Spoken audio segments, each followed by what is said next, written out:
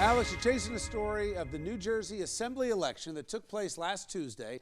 Bad night for the Republican challengers and some incumbents. Looks like at last count, they may be down 4 seats. What do you got? Well, it's almost like the election that would not end. A week out, and we're still talking about the election in Legislative District 16, where Assemblywoman Donna Simon was battling to hold on to her seat alongside her Republican running mate, Assemblyman Jack Ciattarelli. It looks like Assemblywoman Simon is not going back to the State House because last night they counted the last of the ballots in the Assembly District race. Ciattarelli, 10 votes. Simon, 8. Zwicker, 25.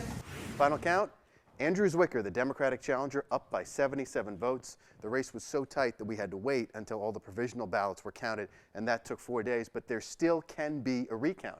So I spoke to Assemblyman Ciattarelli today to ask him what the Republicans are thinking. I'm not part of that decision-making process. The party hires experts to take a very, very close look at the provisional ballots, the mail-in ballots, all the above, and then make an expert decision as to whether or not a recount is in all parties' best interest. This race was so close. In the Assembly race, you vote for 2 out of 4.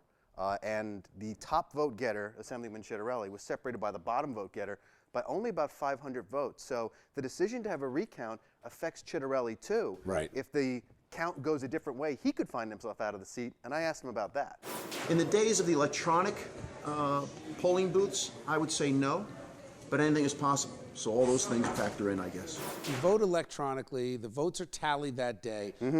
What took so long to get to the point where they figured out he was 77 votes ahead? Mostly what happens is when there's a provisional ballot, it's basically like you're voting on a temporary basis. They validate it later on to make sure that you had the right to vote in that district. That takes time. Also, you have the right Wait, so that's someone who may have been turned away at the polls? Well, it depends. There's a bunch of different reasons. You're just not in the book. You open up the book, Okay. you go to the Not polling there, place, can't vote. you're not in the book, then you fill out a provisional ballot. Zwicker credited an old-fashioned campaign. He said he knocked on a lot of doors. And if you look at the numbers, it bears it out, because if you look at the numbers from Princeton and from South Brunswick, obviously the last time this district was up was the gubernatorial election, more people voted. Republican voters, about half the Republican voters that voted in 2013 voted. About 60% of Democratic voters did. That could be more than the margin.